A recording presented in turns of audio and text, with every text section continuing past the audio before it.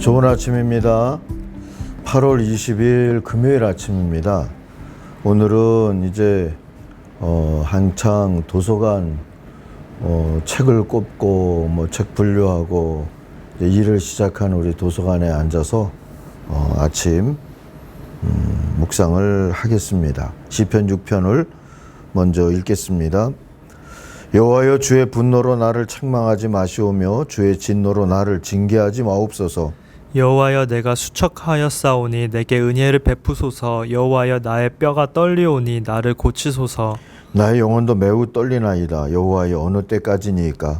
여호와여, 돌아와 나의 영혼을 건지시며 주의 사랑으로 나를 구원하소서. 사망 중에서는 주를 기억하는 일이 없사오니 수월에서 주께 감사할 자 누구리이까?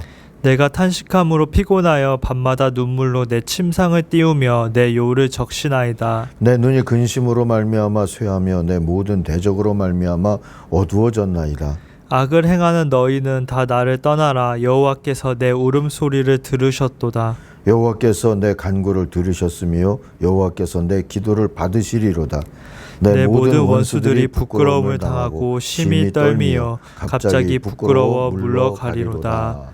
아멘. 이 시편 6편은 대표적인 참회시로 꼽힙니다. 시편 6편은 다윗이 병들었을 때 부르짖었던 기도다. 보통 그렇게 우리가 이해를 하죠. 그리고 받은 응답을 보여주고 있어요. 오늘 묵상의 제목을 그래서 기도 응답의 신비라고 정했습니다.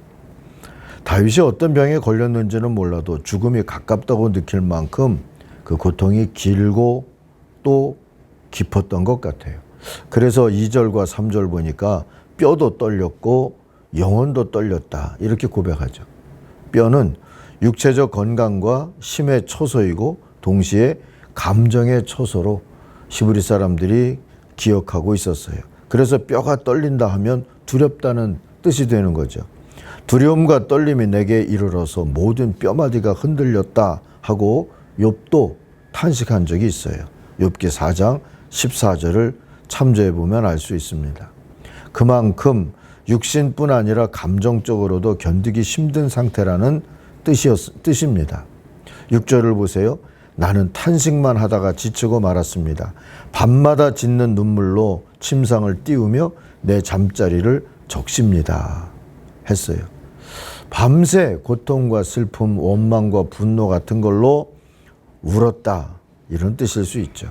다윗은 내가 왜 하며 탄식하다가 지쳤다는 거예요. 그의 고백에 마음이 아프죠. 게다가 7절을 보니까 화가 난다고 고백도 합니다. 사무친 우라로 내 눈은 시력까지 흐려지고 대적들 등살에 하도 울어서 눈이 침침합니다 하잖아요. 누가 정말 비난했을 수도 있고요. 또 자격지심일 수도 있습니다. 믿음 좋은 줄 알았는데 지도 아프니까 별 수 없네, 이런 소리도 들었을 수 있고요. 믿음이 없었구만, 그러니 저렇게 아프지, 그러니 저렇게 실패했지, 이런 비난과 조롱을 들었을 수도 있어요. 아니면 다윗의 마음 가운데 그런 게 생각됐을 수도 있고요. 그래서 많은 이들이 다윗뿐만 아니라 이런 아픔이 찾아오고 실패를 만나고 하면 감추고 싶어하고 숨고 싶어하고 주저앉아 그저 원망만 하고 그러는 경우들이 많죠. 근데 사랑하는 아침 가족 여러분, 그게 인간이에요. 욥도 다윗도 결국은 약한 인간이었다는 뜻입니다. 아프면 두려워할 줄 알고 죽을까 겁먹고 여러 가지 실패와 어려움을 만나게 되어지면 이러다가 내가 끝장이구나, 이룬 것도 없는데, 이렇게 될 수가 있죠. 그러므로 약한 인간의 아픔과 실패 같은 걸로 여러분 두려워 떨게 되거든 이상하게 여기거나 못난 일로 여기거나 잘못 믿은 증거다, 이렇게 생각하지 마세요. 그런 증거가 아닙니다. 그러니 환난, 아픔, 실패 같은 걸로 멘탈이 혹 무너져도 요즘 또 정신적인 아픔에 빠지는 경우들도 많이 생기잖아요. 너무 자존심 상해하지 마시고요. 두려움, 불안, 공포 같은 걸 느껴도 내가 이것밖에 안 돼? 내 믿음이 요 모양이야? 이러면서 자책하지 말기를 바랍니다. 나도 비난하지 말고 그런 걸 보면서 남도 비난하지 말고 그저 쉽게 권면하려고 들지도 말고 다만 그래 이게 인간이지 우리도 인간이야 나도 인간이야 뭐 그렇게 생각하는 것이 좋을 것 같아요. 그리고 거기서 한 걸음만 더 믿음으로 나아가십시다. 이런 약한 인간 두려워할 수밖에 없는 인간인 나를 아시고 그럼에도 불구하고 여전히 사랑해 주시는 주님이 계시다 하는 쪽으로 한 걸음 더 나가자고요. 그게 인내에 이르는 믿음입니다. 다윗도 그렇게 하고 있습니다. 3절부터 5절을 한번 제가 세 번역으로 읽겠습니다. 내 마음은 걷잡을 수 없이 떨립니다. 주님께서는 언제까지 지체하시렵니까? 돌아와 주십시오, 주님. 내 생명을 건져 주십시오. 주님의 자비로우심, 구약에 자주 나오는 헤세드라고 하는 단어입니다. 주님의 헤세드로 나를 구원하여 주십시오. 죽어서는 아무도 주님을 찬양하지 못합니다. 스월에서 누가 주님께 감사할 수 있겠습니까? 다윗은 지금 그 견디기 힘든 아픔 때문에 하나님을 찾고 있는 겁니다. 처음엔 아파서 하소연하기 위해서 찾았을 테고요.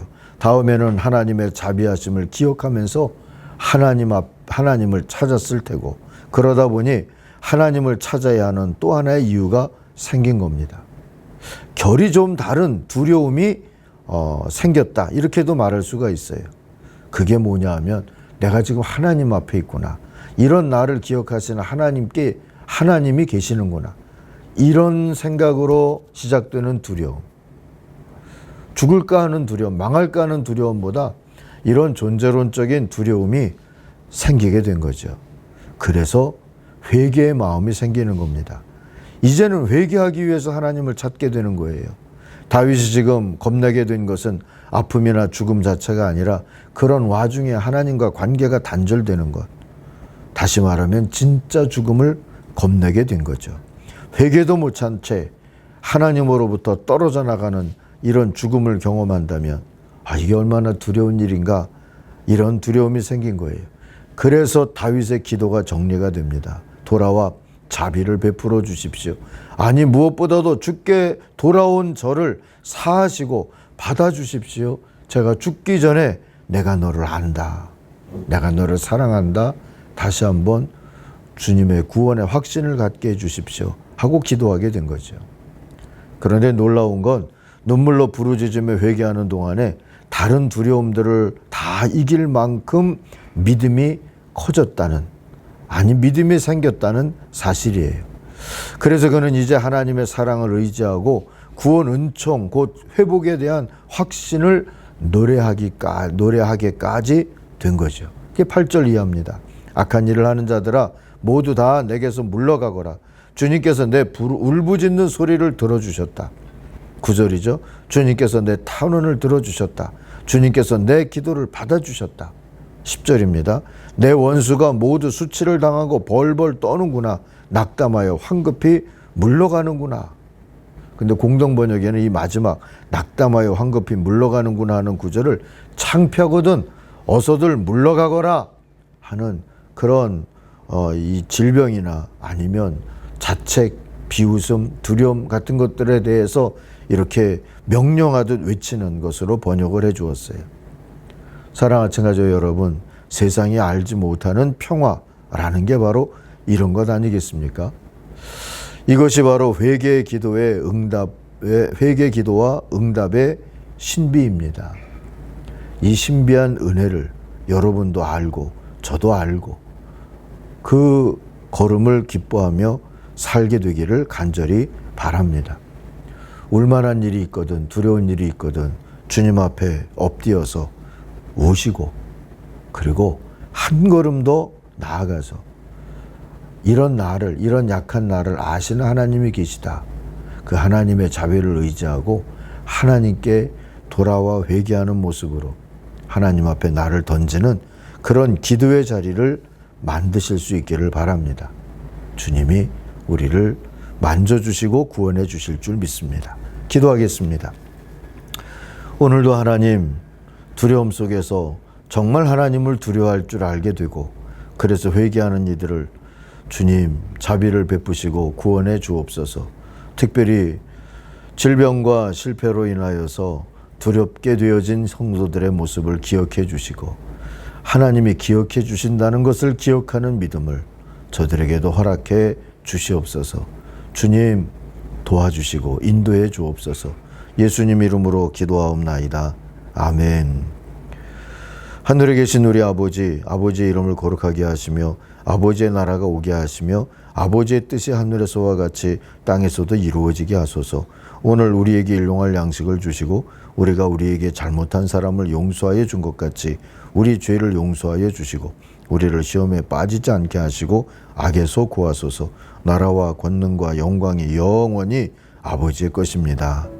아멘. 같이 기도하겠습니다.